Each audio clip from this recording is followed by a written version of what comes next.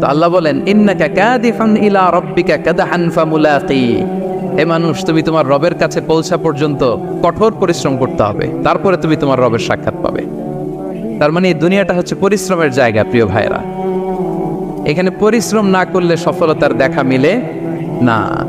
বাঁচতে হলে, সারভাইভ করতে হলে, টিকে থাকতে হলে আপনাকে পরিশ্রম করতে হবে। এই পৃথিবীতে কেউ কাউকে জায়গা করে দেয় না, এখানে জায়গা করে নিতে হয়, ঠিক কিনা বলেন? আপনি যদি পরিশ্রম করেন, পরিশ্রমে যে ঘাম ঝরে শরীর থেকে, পরিশ্রমের ঘামে জন্ম নেয় সফলতার বীজ।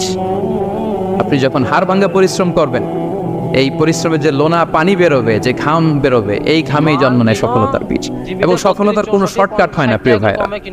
অনেকে অল্পতে সফল হতে চায়, শর্টকাট খুঁজে, আছে না নাই?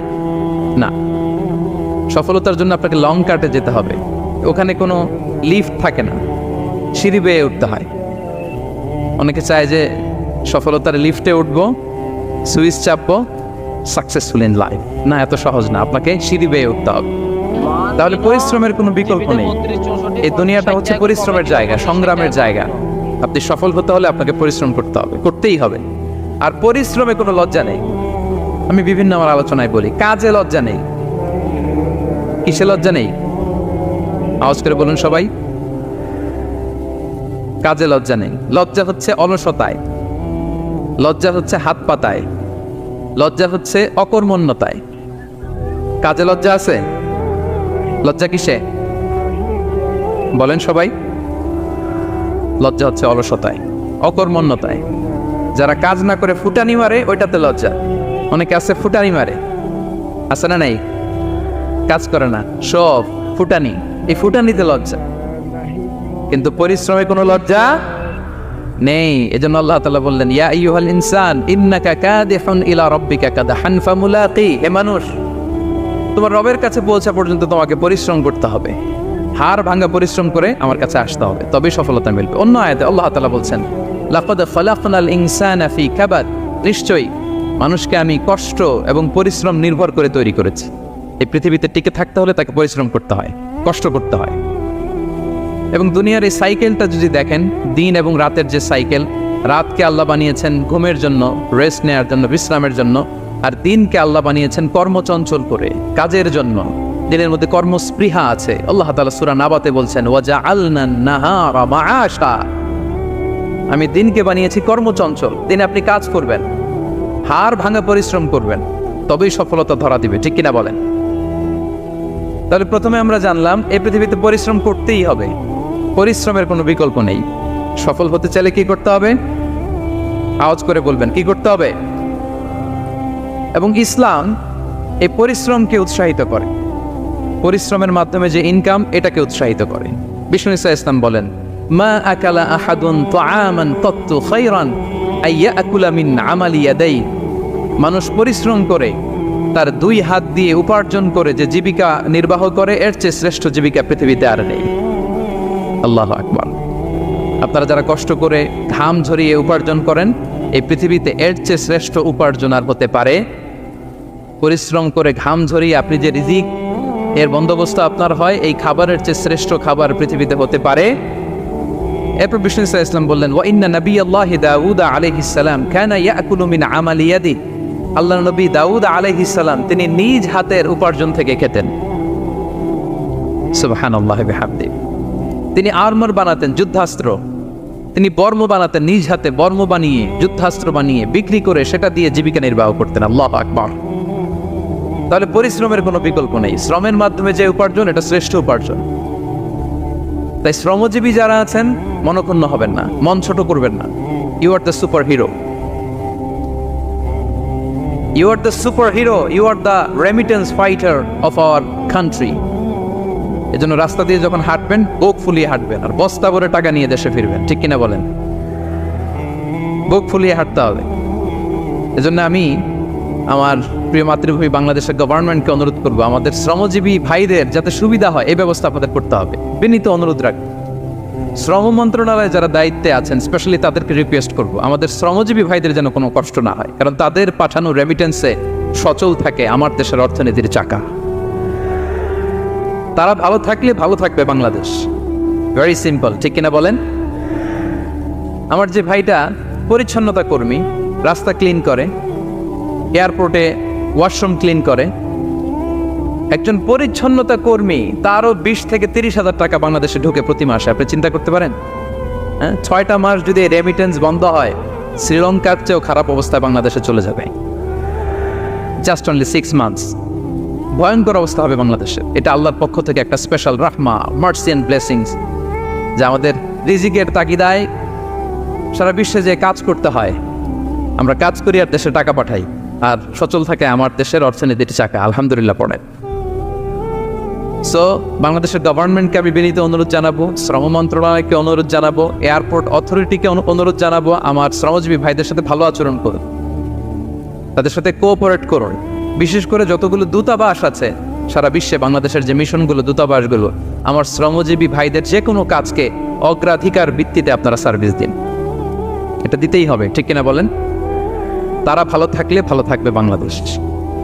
তো এই জন্য শ্রমের কোনো বিকল্প নাই। নিজ হাতে উপার্জিত অর্থ, নিজ হাতে উপার্জিত কামাই, এটা শ্রেষ্ঠ কামাই। তো আলহামদুলিল্লাহ আজকের অডিয়েন্সের মধ্যে শ্রমজীবী ভাইয়েরা বেশি, আলহামদুলিল্লাহ পড়েন। এটা আমাদের সৌভাগ্য। এই যে বাংলাদেশে এখন চাকরি নাই, চাকরির বাজার মন্দা, মাস্টার্স পাস করে বেকার টোটো কোম্পানির ম্যানেজার, এরকম আছে না নাই? তার বিপরীতে আল্লাহ তাআলা আপনাদেরকে মালয়েশিয়া নিয়ে আসছে। প্রতি মাসে আপনি টাকা পাঠান, আলহামদুলিল্লাহ। আপনি বাংলাদেশের যে উন্নয়ন, বাংলাদেশের যে ডেভেলপমেন্ট, এই যে স্মার্ট বাংলাদেশ বলে বলে মন্ত্রীরা মুখে ফেনা তুলে ফেলে, এটার গর্বিত অংশীদার আপনি, ঠিক কিনা বলেন? আপনি গর্বিত অংশীদার। You are the contributor, you are the real contributor. আপনার অবদানে বাংলাদেশ আজকে সচল, আলহামদুলিল্লাহ। সো মন ছোট করার কোনো সুযোগ নেই। নিজ হাতে উপার্জিত কামাই, এটা পৃথিবীর শ্রেষ্ঠ কামাই, আলহামদুলিল্লাহ। পরিশ্রমের মাধ্যমে যে উপার্জন, এটাকে ইসলাম আমাদেরকে উৎসাহিত করে। শুধু নামাজ, রোজা, জিকির এগুলো নিয়ে ইসলাম আমাদেরকে পড়ে থাকতে বলেনি। কোরআনিক অর্ডার হচ্ছে আপনার নামাজ শেষ, আপনি বেরিয়ে পড়বেন, কাজে বেরিয়ে যাবেন। ফাইদা কুদিয়াতিস সালাতু ফান্তাশিরু ফিল আরদি ওয়াবতাগু মিন ফাদলিল্লাহ। বিধানটা কার বলুন? আওয়াজ করে বলুন, বিধানটা কার? এটা কোরআনিক ভার্ডিক্ট, কোরআনের বিধান। নামাজ শেষ, ভুল হয়ে বসে জিকির করতে বলা নেই আল্লাহ। আল্লাহ বলেছে ফান্তাশিরু ফিল আরদ ওয়াবতাগু মিন ফাদলিল্লাহ, জমিনে ছড়িয়ে পড়ো, আল্লাহর রিজিক তালাশ করো। নামাজ শেষ, বেরিয়ে যাবেন। কৃষক চলে যাবে মাঠে, শ্রমজীবী চলে যাবে ফ্যাক্টরিতে, শিক্ষকরা চলে যাবে তাদের শিক্ষা প্রতিষ্ঠানে, কর্পোরেট ওয়ার্ল্ডের লোকেরা চলে যাবে তাদের প্রতিষ্ঠানে। ডেভেলপমেন্ট করতে হবে, সিভিলাইজেশন করতে হবে। নামাজের পরে গোল হয়ে বসে থাকা চলবে না। কি ব্যালেন্স দেখেছেন ইসলাম? আজান হয়েছে তো মসজিদে আসো, নামাজ শেষ বেরিয়ে পড়ো, আলহামদুলিল্লাহ। কি ভারসাম্যপূর্ণ ইসলাম। ফাইদা কুদিয়াতিস সালাতু ফান্তাশিরু ফিল আরদ, যখন সালাত শেষ জমিনে ছড়িয়ে পড়ো, আল্লাহ রিজিক অন্বেষণ করো। তাহলে শুধু নামাজ রোজার মধ্যে ইসলাম নয়, আপনাকে কর্মঠ হইতে হবে, পরিশ্রম করতে হবে, হাড় ভাঙা পরিশ্রম। বিশ্বনবী সাল্লাল্লাহু আলাইহি ওয়াসাল্লাম অত্যন্ত পরিশ্রমী ছিলেন। He started his first career as a shepherd. সুবহানাল্লাহ। ওনার প্রথম ক্যারিয়ার উনি রাখাল হিসেবে শুরু করেছেন। রাখালরা যে কাজ করে, অর্থাৎ মরুভূমিতে ভেড়া, মহিষ, ভেড়া, ছাগল, তারপর বকরি, দুম্বা, এই চরানোর কাজগুলো দিয়ে বিষ্ণু ইসলাম তার ক্যারিয়ার শুরু করেছেন as a shepherd. Vishnu Islam বলেন, সেই বুখারীর বর্ণনা, মা বাআসাল্লাহু নাবিয়্যান ইল্লা রাআল গানাম। আল্লাহ তাআলা এই পৃথিবীতে এমন কোন নবী পাঠায় নাই যে নবীরা ছাগল চড়ায় নাই। সুবহানাল্লাহ পড়বেন না? সাহাবারা বললেন, ওয়া আনতা ইয়া রাসূলুল্লাহ, হে আল্লাহর নবী আপনিও ছাগল চড়িয়েছেন? বিষ্ণু ইসলাম বললেন, নাআম, আমিও ছাগল চড়িয়েছি। ওয়া কুনতু আরআহা আলা কারারিত লি আহলি মক্কা, আমি অল্প কিছু মজুরির বিনিময়ে, অল্প কিছু টাকার বিনিময়ে, সামান্য কিছু পারিশ্রমিকের বিনিময়ে মক্কার লোকদের ছাগল চড়িয়ে দিতাম। সুবহানাল্লাহ পড়েন। ছাগল হচ্ছে খুব টেরা প্রাণী, ডানে টানলে বায়ে যায়, বায়ে টানলে ডানে যায়। তাদেরকে একসাথে করা অ্যাজ এ শেফার্ড, এটা মরুভূমিতে খুব কষ্টের কাজ। আল্লাহ তাআলা প্রত্যেক নবীকে দিয়ে ছাগল চড়িয়েছেন যাতে করে কিছুদিন পরে নবীরা মানুষ চড়াতে পারে। সুবহানাল্লাহ। আল্লাহ বুঝাতে চাইলেন, এখন ছাগল চড়াও, এদের উপর যদি কন্ট্রোল নিতে পারো তাহলে মানব জাতির উপর কন্ট্রোল নিতে পারবো। আল্লাহু আকবার। এজন্য প্রত্যেকটা নবীকে দিয়ে, সহিহ বুখারীর বর্ণনা, মা বাআসাল্লাহু নাবিয়্যান ইল্লা রাআল গানাম, আল্লাহ পৃথিবীতে এমন কোন নবী পাঠায় নাই যেই নবীকে দিয়ে আল্লাহ ছাগল চড়ায় নাই। তো বিষ্ণু ইসলাম ছাগল চড়িয়েছেন, অত্যন্ত সুঠাম দেহে ছিলেন, কর্মঠ ছিলেন। তার মানে বিষ্ণু ইসলামও পরিশ্রম করে উপার্জন করেছেন, ঠিক কিনা? ছাগল চড়াতেন, তার বিনিময়ে সামান্য কিছু পারিশ্রমিক নিতেন, মজুরি নিতেন, এতে লজ্জা নাই। এজন্য এই কথা দিয়ে শুরু করেছে যে কাজে লজ্জা নেই। এই তো বিষ্ণু ইসলামের ক্যারিয়ার গেল। আমরা যদি সাহাবাদের জীবনী দেখি, ওনারাও পরিশ্রমী ছিলেন। কেউ খেজুর বাগানে কাজ করতেন, কেউ কৃষি কাজ করতেন, কেউ বাজারে ব্যবসা করতেন, কেউ বসে থাকেন নাই। হাড় ভাঙা পরিশ্রম করেছেন প্রত্যেকটা সাহাবা। তারা আমাদের মডেল, তারা আমাদের সুপার হিরো, তারা আমাদের আইকন, ঠিক কিনা? নবীরা আমাদের মডেল, সাহাবারা আমাদের মডেল। বিষ্ণু ইসলামও কর্মঠ ছিলেন, ওনার সাহাবারা অত্যন্ত কর্মঠ ছিল। কেউ বসে থাকতেন না, পরিশ্রম করতেন, হাড় ভাঙা পরিশ্রম করতেন, উপার্জন করতেন। তারা আমাদের জন্য প্রেরণার বাতিঘর। অনেক সাহাবাদের বায়োগ্রাফি থেকে আপনাদেরকে ঘটনা শেয়ার করা যাবে। আমি একজন সাহাবার জীবনী শোনাবো আপনাদেরকে। আব্দুর রহমান ইবনে আউফ রাদিয়াল্লাহু তাআলা আনহু।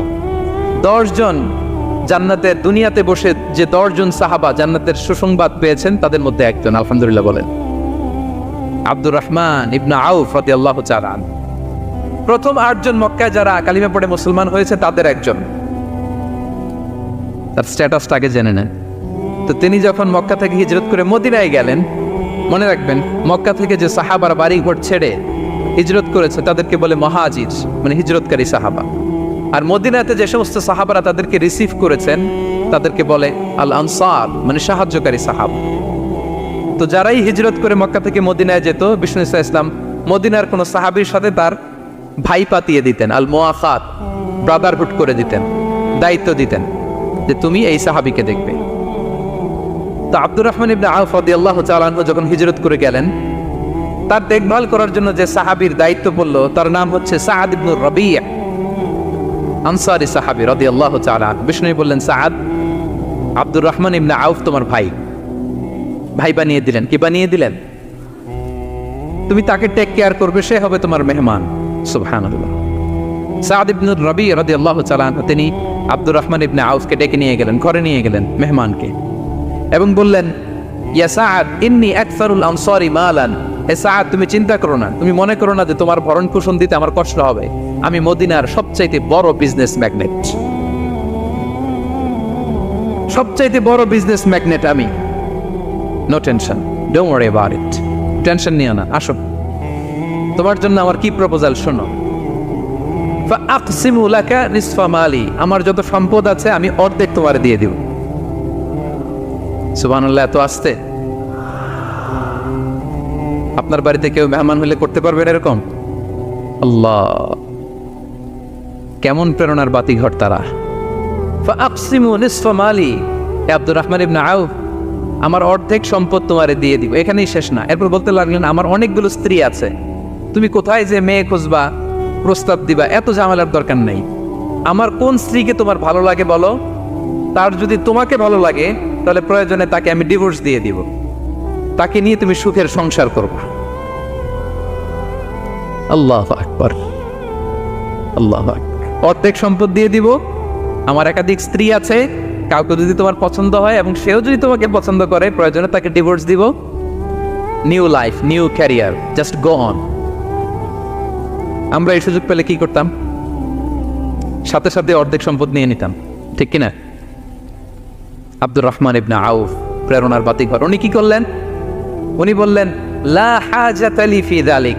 আমার ভাই, তুমি যে বলছো এ সাআদ ইবনে রাবি, তুমি যে এত চমৎকার প্রপোজাল দিয়েছো, এতেই আমি খুশি। তোমার কোনো কিছুর আমার দরকার নাই। বারাকাল্লাহু লাকা ফি আহলিকা ওয়া মালিক, আল্লাহ তোমার সম্পদেও বরকত দেখ, আল্লাহ তোমার পরিবারেও বরকত দেখ। তবে একটা কষ্ট করতে হবে, সেটা কি? আব্দুর রহমান ইবনে আউফ বললেন, দুল্লানি ইলা সুক, just show me the way to market. মদিনার বাজারটা কোথায় এটা একটু দেখায় দাও। আমি নতুন মানুষ, পথঘাট চিনি না। দুল্লানি ইলা সুক, just show me the way to market of Medina. মদিনার বাজারটা কোন রাস্তা একটু দেখায় দাও। আল্লাহু আকবার। সাআদ ইবনে রাবি বললেন, এই তো মদিনার বাজার। উনি যে কিছু ঘি কিনলেন, পনির কিনলেন, কিনে বিক্রি করলেন, প্রফিট করলেন। ওই প্রফিট দিয়ে আরো বেশি করে কিনলেন, আবার বিক্রি করলেন, প্রফিট, আবার বিক্রি করলেন, প্রফিট। এই কেনা বেচা করতে করতে 1-2 মাসের মধ্যে উনি মদিনার one of the biggest business magnate হয়ে গেলেন। আল্লাহু আকবার। কি হাড় ভাঙা পরিশ্রমই না তারা করেছেন। একেবারে রেডি ক্যারিয়ার ছিল। গেলাম, সবচেয়ে বড় বিজনেসম্যানের অর্ধেক সম্পত্তি পেয়ে গেলাম। He didn't accept the ready career. Rather, he made his own path with his own endeavor. নিজের চেষ্টায়, নিজের পরিশ্রমে, নিজের ঘাম ঝরিয়ে নিজের ক্যারিয়ার তৈরি করেছেন। চিল্লায় বলেন ঠিক কিনা? This is the biography of Abdul Rahman ibn Auf radiyallahu ta'ala anhu. সাহাবারা কতটা পরিশ্রম করেছেন, তার মানে বিশ্বনবী পরিশ্রমী ছিলেন, সাহাবারা পরিশ্রমী ছিলেন। এবং বিষ্ণু ইসা ইসলাম পরিশ্রম করতে বলতেন সবাইকে, হাত পাততে নিষেধ করতেন, কারণ দারিদ্রতা বড্ড ভয়ঙ্কর। দারিদ্রতা যার আসে সে বোঝে। বাংলা একটা কথা আছে, অভাব যখন দরজায় এসে দাঁড়ায়, ভালোবাসা তখন। হ্যাঁ, সবার মুখস্থ দেখছেন? অভাব যখন দরজায় এসে দাঁড়ায়, ভালোবাসা তখন জানলা দিয়ে পালায়। দারিদ্রতা ঈমান কেড়ে নেয়। আপনি পার্বত্য চট্টগ্রামের অবস্থা জানেন? আমাদের বাংলাদেশের পাহাড়ি এলাকার অবস্থা জানেন? ওখানে আমাদের গরিব মুসলিম ভাইদেরকে সামান্য কিছু টাকা পয়সা দিয়ে ওদেরকে খ্রিস্টান বানিয়ে ফেলতেছে মিশনারিগুলো। এই খবর তো আমরা রাখি না। দারিদ্রতা বড্ড ভয়ঙ্কর। এজন্য বিষ্ণু ইসলাম দারিদ্রতা থেকে আল্লাহর কাছে পানাহ চাইতেন। তিনি বলতেন, আল্লাহুম্মা ইন্নী আউযু বিকা মিনাল ফাকরি ওয়াল কিল্লাতি ওয়াদ-দিল্লা। ও আল্লাহ, I seek refuge with you from poverty, from insufficiency and humiliation. ও আল্লাহ, আমি তোমার কাছে দারিদ্রতা থেকে পানাহ চাই। ও আল্লাহ, আমি তোমার কাছে স্বল্পতা থেকে পানাহ চাই। ও আল্লাহ, আমি তোমার কাছে লাঞ্ছনা থেকে পানাহ চাই। পড়েন আমিন। এই দোয়াটা বেশি বেশি পড়বেন। আল্লাহুম্মা ইন্নী আউযু বিকা মিনাল ফাকরি ওয়াল কিল্লাতি ওয়াদ-দিল্লা। হে আল্লাহ, আমি দারিদ্রতা থেকে পানাহ চাই। আল্লাহ, স্বল্পতা থেকে পানাহ চাই। আল্লাহ, লাঞ্ছনা থেকে পানাহ চাই। সবাই পড়ুন আমিন। বিষ্ণু ইসলাম যে দোয়াগুলো শিখিয়েছেন এগুলো হচ্ছে very precise in wording but comprehensive in meaning. শব্দে খুব ছোট, কিন্তু অর্থ মানুষের হৃদয়ে এটার আবেদন অনেক ব্যাপক, অনেক বেশি। আপনি সারাদিন মিলিয়েও দোয়ার মধ্যে এত সুন্দর প্রার্থনা বাক্য তৈরি করতে পারবেন না, কিন্তু বিষ্ণু ইসলাম এক বাক্যে যেটা চেয়েছেন গোটা দুনিয়াটা এর ভেতরে ঢুকে গিয়েছে। আল্লাহুম্মা ইন্নী আউযু বিকা মিনাল ফাকরি ওয়াল কিল্লাতি ওয়াদ-দিল্লা। আল্লাহ, দারিদ্রতা থেকে পানাহ চাই। বিষ্ণু ইসলাম নিজে স্বয়ং দারিদ্রতা থেকে পানাহ চাইতেন। তাহলে দারিদ্রতার সাথে আমাদের কোনো সম্পর্ক? আমরা পরিশ্রম করব, আমরা কাজ করে খাবো, কাজে কোনো লজ্জা নেই। লজ্জা অলসতায়। চিল্লায় বলেন ঠিক কিনা? এবং বিষ্ণু ইসলামের কাছে কেউ যদি হাত পাততো, যদি দেখতেন তার কাজ করার যোগ্যতা আছে, বিষ্ণু ইসলাম ভিক্ষা দিতেন না, কাজে উৎসাহিত করতেন, ভিক্ষাবৃত্তিকে অনুৎসাহিত করতেন। এক যুবক এসে হাত পাতালো, বিষ্ণু ইসলাম আমার কিছু দেন। নয় বললেন, তুমি তো শক্ত সামর্থ্য মানুষ, বাসায় কি আছে বলো? সে বলে, আমার বাড়িতে একটা পানি খাওয়ার জগ আছে আর একটা চাদর আছে। বিষ্ণু ইসলাম বললেন, নিয়ে আস। সে নিয়ে আস। এবার বিষ্ণু ইসলাম চাদর আর জগ দুইটা নিয়ে সাহাবাদেরকে বললেন, মাইয়াশতারি হাযাইন, কে কিনবে? অকশন চিনেন? অকশন, অকশনে কি করে? নিলামে দাম তোলে না? রাসূল সাল্লাল্লাহু আলাইহি ওয়াসাল্লাম তার চাদর আর জগটা নিলামে তুললেন। এই কে কিনবে? মাইয়াশতারি হাযাইন, মাইয়াশতারি হাযাইন। একজন বলল, ফাকাল রাজুল আনা আখিযুহুমা বিদিরহাম, ইয়া রাসূলুল্লাহ, আমি 1 দিরহামে কিনবো। কয় দিরহাম? বিষ্ণু বললেন, 1 দিরহাম, 1 দিরহাম, 1 দিরহাম। মানে এর চেয়ে কেউ বাড়াবে কিনা? মাইয়াজিদু আলা যালিক, এর চেয়ে বাড়ায় দিবা কে? আরেক সাহাবী বলল, ইয়া রাসূলুল্লাহ, আমি 2 দিরহামে কিনবো। 2 দিরহাম, 2 দিরহাম, 2 দিরহাম, আর বাড়ে না। বিষ্ণু ইসলাম তার কাছে 2 দিরহাম দিয়ে বিক্রি করে দিলেন। 2 দিরহাম নিয়ে যুবককে বললেন, নাও, এই 1 দিরহাম দিয়ে কিছু খাবার কিনে তোমার ফ্যামিলিকে দিয়ে আস। আরেক দিরহাম দিয়ে একটা কুঠার কিনে নিয়ে আস। তো যুবক কুঠার কিনে আনলো। ফাওয়াদাআ লাহু আর-রাসূল সাল্লাল্লাহু আলাইহি ওয়াসাল্লাম ইয়াদান, রাসূল সাল্লাল্লাহু আলাইহি ওয়াসাল্লাম নিজ হাতে ওই কুঠারের একটা হাতল লাগাই দিলেন কাঠের।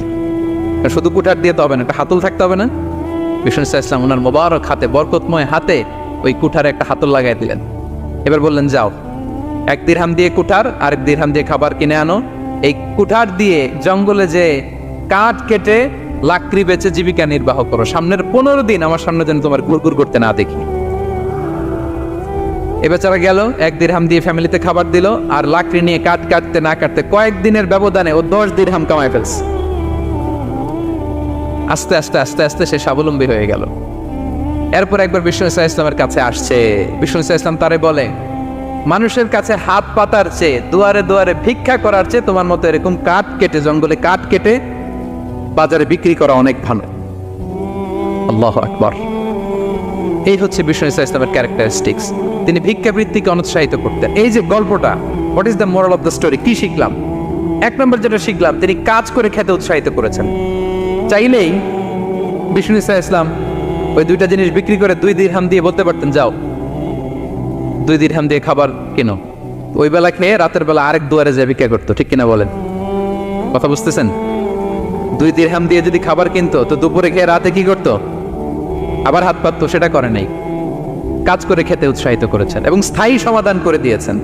কারণ কাজই, কাজে কোনো ছোট বড় নাই। আছে? কাজে কোনো ছোট বড় আছে না। তাহলে ইসলাম আমাদেরকে পরিশ্রমী হতে শেখায়, কর্মমুখী হতে শেখায়।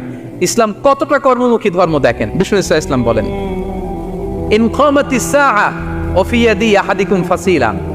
কেউ যদি দেখে কিয়ামত হয়ে যাচ্ছে, কি হয়ে যাচ্ছে? সবাই বলুন। কেউ যদি দেখে কিয়ামত হয়ে যাচ্ছে আর তার হাতে একটা চারা বীজ আছে, গাছের চারা। কি আছে? গাছের চারা।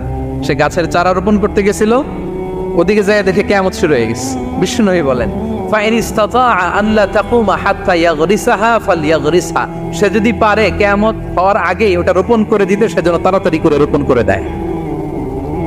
আল্লাহু আকবার। ইসলাম কতটা কর্মমুখী ধর্ম। কিয়ামত শুরু হয়েছে, বিষ্ণু বলেন তার উপর কিয়ামত আসার আগে সে যদি চান্স পায় চারা বীজটা যেন রোপণ করে দেয়। আর আমরা এখন আখিরুজ্জামান, দাজ্জাল আসবে, কিয়ামত হয়ে যাবে, 2025 সালেই হবে, এগুলো বলে কাজকর্ম সব বন্ধ করে দিচ্ছে। এরকম ডাকাইতে আছে না নাই? হ্যাঁ বলেন, আছে না নাই? তা আখিরুজ্জামান কি আপনারা এটা শিখায়, এই লেসন শিখায়? আখিরুজ্জামান আসবে, দাজ্জাল আসবে, তো আপনার সমস্যা কি? দাজ্জাল আসবে দেখেই তো আপনাকে বিজনেস করে এমন টাকা কামাইতে হবে যাতে করে দাজ্জাল আসলে আমি আমার অর্থ দিয়ে মুজাহিদিন ভাইদেরকে সহায়তা করতে পারি। দাজ্জাল আসবে তো আপনার প্রবলেম কি? আপনার বডি বিল্ডিং করতে হবে, আপনার ফ্যামিলিকে তারবিয়া দিতে হবে, আপনার সোসাইটিকে সমৃদ্ধ করতে হবে, আপনাকে সভ্যতার কারিগর হইতে হবে। আপনার সব কাজ আপনি আরো বাড়াই দিবেন দাজ্জালের প্রশ্ন আসলে। এখন দাজ্জাল আসবে, 25 সালেই আসবে, 26 সালেই কিয়ামত হবে। কি হবে ক্যারিয়ার দিয়ে? আর কি হবে ব্যবসা করে? এরকম আছে না নাই? এরকম করা যাবে? বিশ্বনবী কি বললেন? কিয়ামত হইতেছে, তুমি দেখতেছো চাক্ষুষ বিলা আয়ান, দেখতেছো কিয়ামত হইতেছে, আর তুমি গাছ লাগাইতে গেছিলা। যদি সুযোগ হয় কিয়ামত হওয়ার আগে আগে কি করো? গাছ লাগাও। সুবহানাল্লাহ পড়বেন না? প্রিয় ভাইয়েরা, আমরা যেন পরিশ্রমী হই, আমরা যেন কর্মঠ হই, আমরা যেন অলস না হই। বিষ্ণু ইসলাম অলসতা থেকে আল্লাহর কাছে পানাহ চাইতেন। আল্লাহ আমাদেরকে বোঝার তৌফিক দান করুক। আমরা পড়ি আমিন। আল্লাহ নবী সাল্লাল্লাহু আলাইহি ওয়াসাল্লাম শুধু পরিশ্রম করতে বলেছেন এমন নয়, তিনি পরিশ্রমীদেরকে পছন্দ করতেন। এক সাহাবীর সাথে তিনি মুসাফা করলেন, দেখলেন হাতটা বড্ড খসখসে, তিনি শ্রমজীবী সাহাবী। এটা যখন তিনি শুনতে পেলেন, তিনি পরম মমতায় আলতো করে ওই শ্রমিক সাহাবীর হাতে তিনি চুমু খেলেন। আল্লাহু আকবার। এবং ওনার আন্ডারে যারা কাজ করত তাদের সাথে বিষ্ণু ইসলামের যে আচরণ, ওনার যে শ্রমিক, ওনার যে খাদেম, তাদের সাথে বিষ্ণু ইসলামের যে ডিলিং শুনলে আপনি অবাক হয়ে যাবেন। আপনি কারো ব্যাপারে যদি রিয়েল ইনফরমেশন চান, আপনি কয়েকটা জায়গায় নক করতে হবে। 1 নম্বর, ধরেন যে একজন বড় সাহেব, তার আসল তথ্য যদি চান তার বউকে জিজ্ঞেস করেন। কারা জিজ্ঞেস করবেন? ওয়াইফকে জিজ্ঞেস করবেন, স্ত্রীকে, আসল তথ্য পাবেন। 2 নম্বর, তার বাড়ির দারোয়ানকে জিজ্ঞেস করবেন। কাকে? 3 নম্বর, তার ঘরের কাজের বুয়া, সব জানে উনি, ওই কাজের বুয়া থেকে রিপোর্ট নেবেন, ঘরে যে কাজ করে। 4 নম্বর, তার ড্রাইভার, দারোয়ান, কাজের বুয়া, ওয়াইফ, এদের কাছ থেকে যদি আপনি জিজ্ঞেস করেন, ফলের বিড়াল বেরিয়ে আসবে। ঠিক কিনা বলেন? তা আসেন বিষ্ণু ইসলামের যে খাদেম, কর্মচারী, তারা একটু জিজ্ঞেস করে বিষ্ণু ইসলামের আচরণ কেমন ছিল। বিষ্ণু ইসলামের খাদেমের নাম হচ্ছে আনাস রাদিয়াল্লাহু আনহু। আলহামদুলিল্লাহ, খাদিম রাসূলুল্লাহ, বিষ্ণু ইসলামের খাদেম। আসেন ওনাকে জিজ্ঞেস করি যে বিষ্ণু ইসলামের আচরণ কেমন ছিল। আনাস রাদিয়াল্লাহু তাআলা আনহু বলেন, খাদিমতুন নবিয়্যা 10 সিনিন, আমি বিষ্ণু ইসলামের 10 বছর খেদমত করেছি। 1-2 বছর না, 10 বছর বিষ্ণু ইসলামের খেদমতে আমি নিয়োজিত ছিলাম। ফামা ক্বালা লি লিমা সানা'তা ওয়ালা লিমা লা সানা'তা, 10 বছরের মধ্যে একদিনও কখনো বলে না, এ আনাস এটা কেন করলা, এই আনাস এমনটা কেন হলো, এটা কেন করলা না, একদিনের জন্য বলে নাই। কেন এটা করছো, কেন এটা করো নাই, এরকম কোনো প্রশ্ন আমাকে কোনোদিন করে নাই। সুবহানাল্লাহ। আনাস রাদিয়াল্লাহু তাআলা কি ভুল করেন নাই? করছেন। ছোট মানুষ তো, একেবারে ছোট বাচ্চা ছিলেন। ওনার আম্মা যখন আনাস রাদিয়াল্লাহু তাআলাকে নিয়ে আসছে, বিষ্ণু ইসলাম মক্কা থেকে হিজরত করে মদিনায় আসলেন, সবাই বিশ্বনবীকে ঘিরে ধরলো। সবাই বিশ্বনবীকে সালাম দেয়, মুসাফা করে, হাদিয়া দেয়। আনাসের মা চোখের পানি ছাড়ে, বিশ্বনবীর কাছে লজ্জায় এসে বলে, ইয়া রাসূলুল্লাহ, সবাই আপনাকে উপহার দেয়, সবাই আপনাকে হাদিয়া দেয়, আমি আপনারে কি হাদিয়া দেব? হাদিয়া দেওয়ার মতো কিছু নাই আমার এই কলিজার টুকরা আনাস ছাড়া। আমি আনাসকেই আপনারে হাদিয়া দিয়ে দিলাম। ইয়াখদুমুকা ইয়া রাসূলুল্লাহ, এ নবী, আনাস আপনার খেদমত করবে, আপনার ওযুর পানি এনে দিবে, আপনার মেসওয়াকটা এনে দিবে, আপনার জুব্বাটা এনে দিবে। আমি আমার কলিজার টুকরা, আমার নাড় ছেঁড়া ধন আনাসকেই আপনারে উপহার দিয়ে দিলাম। আনাস রাদিয়াল্লাহু তাআলা বিষ্ণু সাল্লাল্লাহু আলাইহি ওয়াসাল্লামের সাথে থাকতেন, ওযুর পানি এনে দিতেন, জামা এনে দিতেন। বিষ্ণু বললেন, আনাস, আমার ওই জুব্বাটা নিয়ে আসো। ছোট্ট আনাস জুব্বা আনতে যে মদিনার বাচ্চারা খেলতেছে, আমাদের দেশে যে খেলে, কুতকুত খেলে, চারা খেলে, এইটা খেলে, সেইটা খেলে, ওই খেলাধুলা দেখে নবীর জামা আনার কথা উনি ভুলে গেলেন। বাচ্চাদের সাথে দাঁড়িয়ে খেলা দেখতে আরম্ভ করলেন। এখন সময় গড়িয়ে অনেক হয়ে গেল, আনাসও আসে না, জুব্বাও আসে না। ঘটনা কি? বিষ্ণু সাল্লাল্লাহু আলাইহি ওয়াসাল্লাম বললেন, যাই, নিজের জামা নিজে নিয়ে আসি। তো বের হলেন, যে দেখে সর্বনাশ, আনাসকে পাঠাইছি জুব্বা আনতে, আনাস দেখি এদিকে খেলার মধ্যে মগ্ন হয়ে আছে। বিষ্ণু সাল্লাল্লাহু আলাইহি ওয়াসাল্লাম কিছুই বললেন না, চুপ করে যে উনিও আনাসের পিছনে এভাবে দাঁড়িয়ে রইলেন, কিছুই বলে না। তো আনাস খেলা একবার এদিকে দেখে, একবার ওদিকে দেখে, একবার এদিকে ঘুরতে ঘুরতে হঠাৎ দেখে পিছনে কে? স্বয়ং বিশ্বনবী। আল্লাহ, বিশ্বনবীর দেখে তো আনাস রাদিয়াল্লাহু তাআলার কলিজাটা এখানে চলে আসছে ভয়। হায় হায়, আজকে খবর আছে। হায় হায়, আমার না জুব্বা আনতে বলছিল, আমি কি কাজ করলাম? ভয়ে আটকে উঠছে। বিষ্ণু ইসলাম ধমক দেয় নাই, পেট্টি দেয় নাই, কিছু করে নাই, শুধু একটা মুচকি হাসি দিয়েছে। আনাস রাদিয়াল্লাহু তাআলা আনহু বলে, বিশ্বনবীর সেই দিনের মুচকি হাসির শাসন মৃত্যুর আগ পর্যন্ত আমাকে সোজা রাস্তায় রেখেছে, আর ডানে বায়ে করি নাই কোনোদিন। তার মানে শাসন করতে জানলে বেত মারা লাগে না, শাসন করতে জানলে গায়ে হাত তোলা লাগে না, শাসন করতে জানলে মুচকি হাসি দিয়েও শাসন করা যায়, ঠিক কিনা বলেন? বিশ্বনবীর মুচকি হাসির শাসন আনাস রাদিয়াল্লাহু তাআলা আনহুকে আজীবন সোজা রাস্তা রেখেছে। তাহলে শ্রমজীবীদেরকে বিষ্ণু সাল্লাল্লাহু আলাইহি ওয়াসাল্লাম কতটা সম্মান করতেন, শ্রদ্ধা করতেন, ভালোবাসতেন, বুঝতে পারছেন সবাই? প্রিয় ভাইয়েরা, লেবার রাইটস ইন ইসলাম, ইসলামের শ্রমিকের অধিকার। শ্রমিকদেরকে ইসলাম কমপক্ষে 7টা অধিকার দিয়েছে। কয়টা? 1 নাম্বার, ইসলাম একজন শ্রমিককে প্রথম যে অধিকারটা দিয়েছে সেটা হচ্ছে কাজ শেষে, শ্রম শেষে তার পারিশ্রমিকের অধিকার, মজুরি পাওয়ার অধিকার, কাজ শেষে বেতন পাওয়ার অধিকার। কাজ করেছেন তো আপনি বেতন পাবেন, এটা আপনার অধিকার। বেতন বা পারিশ্রমিক এটা একটা কর্মজীবীর অধিকার। আপনার কোম্পানির মালিক যে আপনার বেতন দেয়, এটা কি দয়া করে? করুণা। তো এটা যদি করুণা হয়, সে যে আপনার কাজ করে দেয়, এটাও তো করুণা, এটা তো আর বড় করুণা। কি বলেন? আপনি যে স্যালারি পে করেন, এটা যদি করুণা হয়, সে যে পরিশ্রম করে, সে তো আর বড় করুণা করে আপনারে, তার কারণে তো আপনার কোম্পানি টিকে আছে, ঠিক কিনা বলেন? তাহলে এটা করুণা নয়, এটা শ্রমিকের অধিকার। এবং বিশ্বনবী সাল্লাল্লাহু আলাইহি ওয়াসাল্লামের সেই ঐতিহাসিক বাণী, তিনি বলেছেন, আ'তুল আজীরা আজরাহু ক্বাবলা আন ইয়াজিফা আরাফু, ঘাম শুকিয়ে যাওয়ার আগে শ্রমিককে তার পারিশ্রমিক বুঝিয়ে দাও। সুবহানাল্লাহ, বিশ্বনবীর ঐতিহাসিক বাণী। এখন জাতিসংঘ আমাদেরকে শিখায় যে শ্রমিকের মজুরি দিতে হবে, অন টাইমে দিতে হবে, স্যালারি দিতে হবে, এই করতে হবে, সেই করতে হবে। মানবাধিকারের কর্মীরা আমাদেরকে শিখায়, তারা শিখানোর 1500 বছর আগে বিষ্ণু ইসলামের ঐতিহাসিক বাণী, তিনি বলেছেন, আ'তুল আজীরা আজরাহু ক্বাবলা আন ইয়াজিফা আরাফু, শ্রমিকের ঘাম শুকাবার আগে তার মজুরি পেমেন্ট করে দাও। সুবহানাল্লাহ। ঘাম শুকিয়ে যাওয়ার আগে মানে অন টাইম, দ্রুততম সময়ে শ্রমিককে তার মজুরি দিয়ে দাও, তার বেতন দিয়ে দাও। যারা শ্রমিককে তার পারিশ্রমিক অন টাইমে দেয় না, স্যালারি অন টাইমে পে করে না, টালবাহানা করে, গরিমসি করে, তাদের ব্যাপারে বিষ্ণু ইসলাম কি বলেন? বিষ্ণু বলেন, 3 শ্রেণীর ব্যক্তি, সালাসাতুন আনা খাসমুহুম ইয়াউমাল কিয়ামা, 3 শ্রেণীর ব্যক্তির বিরুদ্ধে আমি বিশ্বনবী কিয়ামতের দিন আল্লাহর কাঠগড়ায় মামলা দায়ের করব। আমি বিশ্বনবী 3 শ্রেণীর ব্যক্তির বিরুদ্ধে আমি বিশ্বনবী আল্লাহর সুপ্রিম কোর্টের কাঠগড়ায় মামলা দায়ের করব। এর মধ্যে 1 শ্রেণীর ব্যক্তি হচ্ছে রাজুলুন ইস্তাআজারা আজিরান ফাস্তাওফা মিনহু ওয়া লাম ইউতিহি আজরা, কোন ব্যক্তি যে শ্রমিক নিয়োগ দেওয়ার পরে তার কাছ থেকে কাজ বুঝিয়ে নিয়েছে কিন্তু তাকে তার প্রাপ্য বুঝিয়ে দেয়নি। এরকম ডাকাত আমাদের সমাজে আছে না নাই? কাজ ঠিকই বুঝে নিচ্ছে কিন্তু তার প্রাপ্যটা বুঝিয়ে দেয়। বিশ্বনবী বলেন, তার বিরুদ্ধে আমি মামলা দায়ের করব। প্রিয় ভাইরা, বুঝে থাকলে উত্তর দেন। বিশ্বনবী যার বিরুদ্ধে মামলা দায়ের করবে তার জান্নাত তো একেবারে ডাইরেক্ট, তাই না? হ্যাঁ, সুন্দর বলছে একজন, তার কোনো জামিন নাই, ঠিক কিনা বলেন? বিশ্বনবী যার বিরুদ্ধে মামলা দায়ের করেছে তার জান্নাতে যাওয়া তো দূর কি বাত, সে জান্নাতের ঘ্রাণও তার নাকে ঢুকবে না, চিল্লায় বলেন ঠিক কিনা? এজন্য খবরদার, শ্রমিককে তার শ্রম নেয়ার পরে তার পারিশ্রমিক দিয়ে দেন, তার ঘাম শুকিয়ে যাওয়ার আগে, মানে অন টাইম। এটা নিয়ে কোনো টাল বাহানা করা যাবে, তাহলে বিশ্বনবী তার বিরুদ্ধে মামলা দায়ের করবে। তার মানে 1 নম্বর অধিকার বুঝে পেয়েছেন? আপনি যে কাজ করেন, কাজের বিনিময়ে যে পারিশ্রমিক পান, যে স্যালারি পান, এটা আপনার অধিকার। এটা করুণা নয়, এটা অনুকম্প নয়, এটা কোনো দয়া নয়, ইটস ইউর রাইট, এটা আপনার অধিকার। আওয়াজ করে বলুন তো গলা ফুলিয়ে, এটা আপনার কি?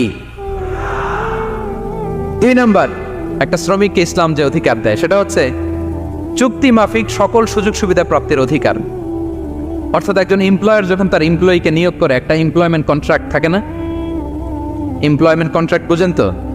একটা চুক্তিপত্র থাকে, এখানে ফিক্স করা থাকে ওয়ার্কিং আওয়ার্স, কয় ঘন্টা আপনি কাজ করবেন, আপনার জব স্পেসিফিকেশন, কি করবেন কি করবেন না, আপনার স্যালারির ব্যাপারে থাকে, কত স্যালারি দিবে, কখন দিবে, আবার আপনি ওভার টাইম করলে এক্সট্রা পে করবে, আপনি রেগুলার কাজ করলে ঘন্টায় per hour 20 ringgit, over time করলে 40 রিঙ্গিট, তারপর আপনি কখন ব্রেক নেবেন, একটা ব্রেক থাকে না যে এই টাইমে একটা ব্রেক দিতে হবে, এগুলো মিউচুয়াল আন্ডারস্ট্যান্ডিংয়ে এমপ্লয়মেন্ট কন্ট্রাক্টে থাকে। আপনি হলিডে কখন করবেন, ছুটি থাকতে হবে, টানা 7 দিন কাজ করানো যাবে বলেন? না, আন্তর্জাতিকভাবে এটা নিষিদ্ধ, টানা 7 দিন কোনো কাজ নাই, 1 দিন তার হলিডে থাকতে হবে, তার অ্যানুয়াল লিভ থাকতে হবে। Right to rest and leisure, বিশ্রামের একটা সময় লাগবে। এই যে 1 মে আন্তর্জাতিক শ্রমিক দিবস, এটা শুরু হয়েছে কিভাবে? ইউনাইটেড স্টেটস অফ আমেরিকার শিকাগোতে 1986 সালে এই কাজের বিরুদ্ধেই তারা আন্দোলন করেছিল। টানা 7 দিন তাদেরকে দিয়ে গাদার মতো খাটুনি খাটাতো, দাসের মতো তাদের সাথে আচরণ করা হতো। তারা আন্দোলন শুরু করেছিল, 8 জনকে গুলি করে নিহত করা হয়েছিল, সেখান থেকে এই মে দিবস। কিন্তু বিশ্ব ইসলাম 1500 বছর আগে এই শ্রমিকদের অধিকারের ব্যাপারে সোচ্চার ছিলেন, আলহামদুলিল্লাহ বলেন। তাহলে right to rest and leisure, UDHR, universal declaration for human rights, এগুলো সব নির্ধারিত আছে। তার মানে একজন শ্রমিকের 2 নম্বর অধিকার হচ্ছে চুক্তি অনুযায়ী সকল সুযোগ সুবিধা প্রাপ্তির অধিকার।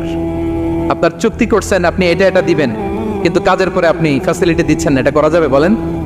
করা যাবে? আল্লাহর কোরআন কি বলছে শুনুন। আল্লাহর কোরআন বলে, ইয়া আইয়ুহাল্লাযীনা আমানু আউফু বিল উকুদ, O you who believe fulfil your contract, ও বিশ্বাসীরা তোমরা তোমাদের চুক্তি পূর্ণ করো। ওয়া আউফু বিল আহদি ইন্নাল আহদা কানা মাসউলা, তোমরা যে কমিটমেন্ট করেছো, যে কন্ট্রাক্ট করেছো, এই চুক্তি তোমরা পূর্ণ করো। তা না হলে কিয়ামতের কঠিন ময়দানে এই চুক্তির ব্যাপারে, কন্ট্রাক্টের ব্যাপারে, এই এগ্রিমেন্টের ব্যাপারে আপনারা জিজ্ঞেস করবে কে? তাহলে যা চুক্তি করেছেন সুযোগ সুবিধা তাই আপনাকে দিতে হবে। মালিক ভাইয়েরা মনে থাকবে তো নাকি? এগ্রিমেন্টে যা যা বলেছেন, যা যা লিখে সিগনেচার করেছেন তাই আপনাকে দিতে হবে। আদেশটা কার? সবাই বলুন। আপনি মন চাইলে হায়ার করবেন, এরপরের দিন ফায়ার করবেন, এরকম করা যাবে? হ্যাঁ, চাইলে হায়ার ফায়ার, মন যা চায় তা করবেন, এটা করা চলবে না। তাহলে 2টা অধিকার গেল। 3 নম্বর, একজন শ্রমিককে ইসলাম যে অধিকার দিয়েছেন সেটা হচ্ছে সুন্দর আচরণ পাবার অধিকার। তিনি আপনার ফ্যাক্টরির ওয়ার্কার, আপনার স্টাফ, এজন্য যা মনে হচ্ছে তা আচরণ করবেন, দাসের মতো আচরণ করবেন। এটা করা যাবে? আওয়াজ করে বলেন, করা যাবে? বিশ্ব ইসলাম ইন্তেকালের আগে পুরা উম্মাকে 2টা বিষয় ওসিয়ত করেছেন। আওয়াজ করে বলুন তো কয়টা? 1 নম্বর হচ্ছে নামাজ। 1 নম্বর কি? আসসালাত। আসসালাত, রুহু বের হওয়ার আগে, ইন্তেকালের আগে বিষ্ণু বলেন আসসালাত, সালাত, নামাজ, নামাজ।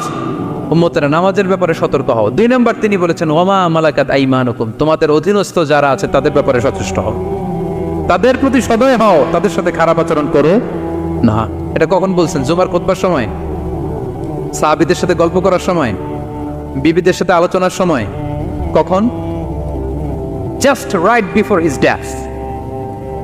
এখনই রুহু বেরোবে, ইন্তেকালের আগে তিনি বলেছেন উম্মতেরা আসসালাত, নামাজ, উম্মতেরা ওমা মালাকাত আইমানুকুম, তোমাদের কর্মচারীদের সাথে খারাপ আচরণ করো না। তাহলে 3 নম্বর হচ্ছে শ্রমিকদের সুন্দর আচরণ পাবার অধিকার, তাদের সাথে খারাপ আচরণ করা যাবে না। বিশ্ব ইসলাম শ্রমিকদের রাইটস, অধিকারের ব্যাপারে এতটা সোচ্চার ছিলেন, বিদায় হজের মতো, বিদায় হজের যে বাণী, যে ভাষণে, ঐতিহাসিক ভাষণেও বাদ যায়নি শ্রমজীবীদের কথা। সুবহানাল্লাহ পড়েন। বিদায় হজের ভাষণে বিষ্ণু বলেছেন, আরে কাকুন, আরে কাকুন আতইমুহুম মিম্মা তাকুলুন ওয়াকসুহুম মিম্মা তালবাসুন, খবরদার ও আমার উম্মতেরা, এই ভাষণের পরে আর বড় কোনো ভাষণ আমার পক্ষ থেকে তোমরা পাবে না। তোমাদের কর্মজীবী, তোমাদের শ্রমিক, তোমাদের ওয়ার্কার, তোমাদের স্টাফদের ব্যাপারে সাবধান থাকো। তোমরা যা খাবে তাদেরও তা খাওয়াবে, তোমরা যা পড়বে তাদেরও তা পড়তে দিবে, তাদের প্রতি তোমরা সদয় হবে। বিদায় হজের বাণিত বিষ্ণু ইসলাম আপনাদের কথা বলে নাই। আলহামদুলিল্লাহ পড়েন।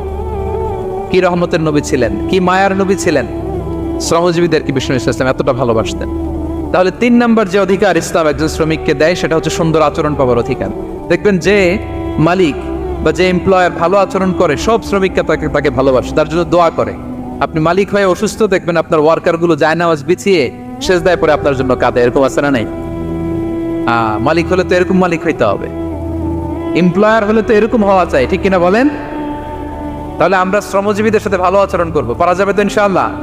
ইনশাআল্লাহ। 4 নাম্বার, কর্মক্ষেত্রে নিরাপত্তার অধিকার। শ্রমজীবী ভাইদের যে ওয়ার্ক প্লেস আছে সেখানে তাদের নিরাপত্তা থাকতে হবে, সেফটি মেজারমেন্ট থাকতে হবে। অনেক জায়গায় দেখি আয়রন ফ্যাক্টরিগুলোতে যারা কাজ করে, আল্লাহু আকবার, আপনারা ভিডিও ক্লিপসে দেখবেন যে কি ভয়ঙ্কর সেখানকার অবস্থা। ডিহাইড্রেশনে এক একজন অসুস্থ হয়ে যায়। সেখানে তাদের পর্যাপ্ত পানির ব্যবস্থা নাই, এটা নাই সেটা নাই। এমন এমন ফ্যাক্টরিতে আমাদের অনেক ভাইরা কাজ করে, কেমিক্যাল ফ্যাক্টরি, মাস্কও নাই। এরকম ডাকাইতে আছে না নাই? কেমিক্যাল ফ্যাক্টরিতে যারা কাজ করবে এদেরকে মাস্ক দিতে হবে, এদেরকে হ্যান্ড গ্লাভস দিতে হবে। নির্মাণ শ্রমিক যারা আছে তাদেরকে হেলমেট দিতে হবে। প্রত্যেকটা ফ্যাক্টরিতে ফায়ার এক্সটিংগুইশার লাগবে, আগুন লাগলে অগ্নি নির্বাপক যে যন্ত্র, এগুলোর দরকার আছে না নাই বলেন? গাদার মতো ঢোকার জায়গা নাই, বেরোয়ার জায়গা নাই, সেফ এন্ট্রি নাই, সেফ এক্সিট নাই। হাজার হাজার মানুষ কাজ করে, আগুন লাগলে সব পুড়ে ছাই। এরকম হয় না? প্রিয় ভাইরা বলেন, আওয়াজ করে বলেন, হয় না এরকম? অহরহ আমরা দেখি বাংলাদেশে অগ্নি নির্বাপক যন্ত্র নাই। না, এটা করা যাবে না।